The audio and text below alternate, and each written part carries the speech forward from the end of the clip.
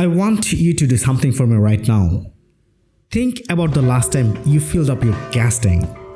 Think about what you paid. Now think about this. 53 days ago, before February 28th, you are paying about $2.80 a gallon. Today, you are paying close to $4. In California, over $5. The difference, that's not just a number on a palm. That's your money gone. Every single week for a war you never voted for, never asked for, and war never fully told the truth about. My name is Bappy. This is the American Standard, and today, day 53 of Operation Epic Fury. I'm going to give you the full reckoning, not the spin, not the talking points, the real cost in dollars, in lives, in credibility, and in the future that was quietly mortgaged without your permission. Act 1. How we got here.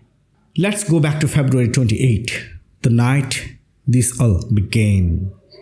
At 6:35 a.m. Tehran time, American B-2 stealth bombers, Tomahawk missiles, and Israeli fighter jets struck Iran simultaneously without a declaration of war, without a congressional vote, and without telling a single NATO ally in advance.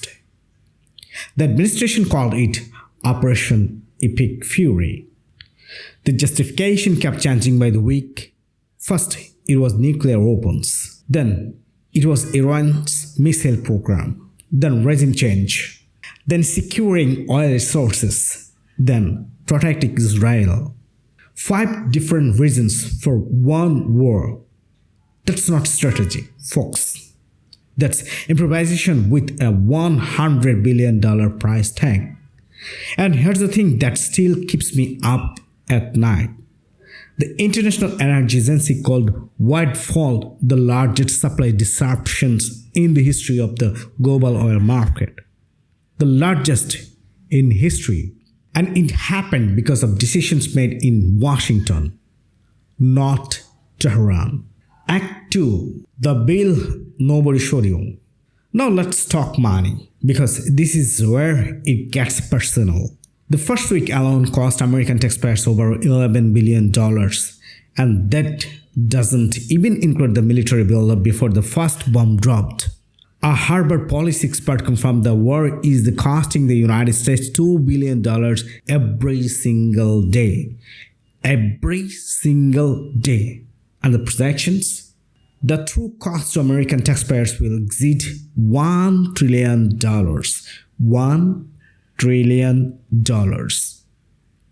I want you to feel that number. $1 trillion could be rebuilding every crumbling bridge in America. It could give every public school teachers a $50,000 raise for 10 years. It could wipe out student loan debt twice over. Instead, it bought us $4 gas, a fragile ceasefire that nobody believes in, and 7 American service members who came home in coffins. But the military cost is just the beginning. American households have already paid an extra $50 in the gasoline cost since the war began. And if prices stayed were there, the rise is $200-300 per household by June and nearly $550 by September. Economists call this the war tax. Higher energy prices that rip all sectors every good and service you buy. Your grocery, your Amazon delivery, your Uber ride, your heat billing. Who did not vote for this tax? Nobody asked you. As one investment officer put it, higher energy prices act as a tax of consumers because the ripple sectors so many goods and services. A longer duration conflict will cause consumers to cut back. That slow growth and hit spending and does it quite quickly. Translation: your spending power is shrinking quietly, invisibly, and nobody in Washington is apologizing for it. Act 3. The decisions that cost you everything. Now, I want to be fair here. I always want to be fair on this channel. Was Iran a threat? Yes. Did something need to be done about Iran's nuclear ambitions? Arguably, yes. But how you do something matter as much as what you do. And here's the why decision went catastrophically wrong for you, the American people. Decision 1, no congressional approval. The Constitution of the United States says Congress declares war, not the president, not a truth social post, Congress. This war was started by the executive order.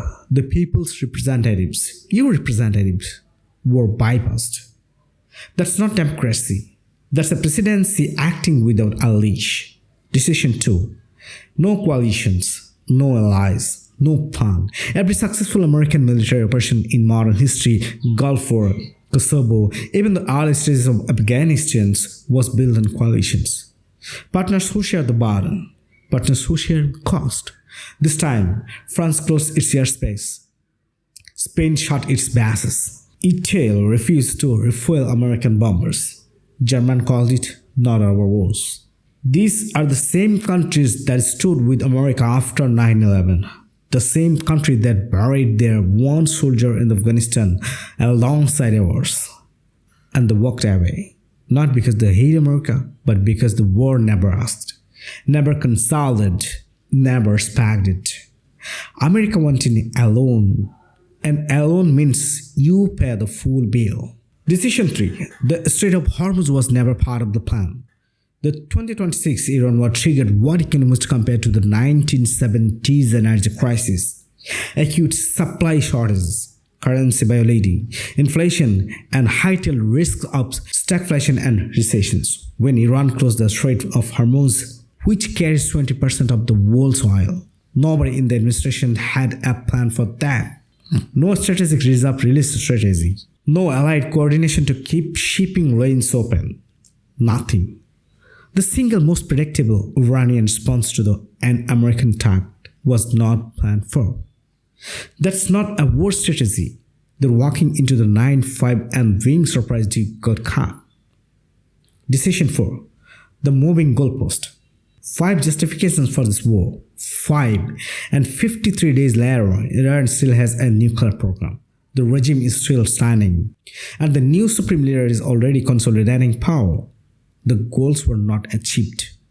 The bill was still charged to you. Act 4. How the world changed while you were paying. Here's what this was did to that global chessboard and what it matters for your future, not just today's gas price. China quietly won. While America was burning billions over Iran, China was signing trade deals. China was deepening partnership across Southeast Asia, Africa, and the Middle East. China was buying Iranian oil at discount prices because the blockade did not apply to them. Every week America was distracted in Iran. China was building the economic architecture of the next century. Russia got exactly what it wanted. A divided NATO, and America alienated from its European allies. An energy crisis that boosted Russian leverage. A world that started questioning whether American leadership was reliable. Russia did not fire a single shot in this war, and it came out stronger. The dollar took a quiet hit. Global markets reacted to fears of supply dispersion with currency volatility, stock market declines, and a global market bond sell-off. The world is slowly, quietly asking a question it never used to ask. Is the dollar still the safe haven it was? That's not a question you want being asked about your currency. And Iran lost its supreme leader, lost tens of thousands of civilians, lost its military infrastructure, but Iran also did something no analyst predicted. It held the Strait of Hormuz as weapons for 53 days. It forced America to a negotiating table in Islamabad. It got the world to see America's NATO allies abandoned in politically. Iran suffered enormously, but it did not collapse. And that matters because it means this is not over. Act 5. The human cost nobody talks about. I need to stop here for a moment. Because in all the talk of billions and barrels and blockades, we keep forgetting something. There are 13 American families tonight who are missing someone at their dinner tables. 13 service members who answered the call of duty and paid the ultimate price for a war that started without congressional approval, without a clear objective, and without an exit strategy. More than 1,000 Iranian civilians have to also been killed, including 200 children. I say this not to make you feel guilty. I say this to remind it. This is what war costs beyond the dollar figure. This is why it gets lost when decisions are made hastily, without accountability, without the people's consent. The American standard exists because someone has to ask the question that Washington owned. Was it worth it? And if the answer is no, then the next question is, how do we make sure this never happens again? Act 6. Where we stand today. So here's where we are right now, today, April 22nd, day 53. Trump said this morning he opposes extending the ceasefire beyond today. He says Iran has no choice but today show up in Islamabad and accept a deal. Iran has not confirmed whether they are sending delegations. Vance is still in Washington. His Islamabad trip is, according to sources, incredibly fluid. Iran's advisor called the ceasefire extensions meaningless and accused Trump of using it as a ploy to buy time for a surprise strike. Treasury Secretary Bassan said Iran oil stores at Kurg Island will be full in days. The naval blockade is tightening its economic grip. Two sides, both claiming strength, both under enormous pressure, and the ceasefire technical experts tonight. This is the most dangerous moment since February 28th.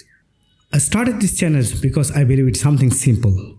The American people deserve the truth, not a version of it shaped by political agendas, not a story filtered to whoever is funding the narrative.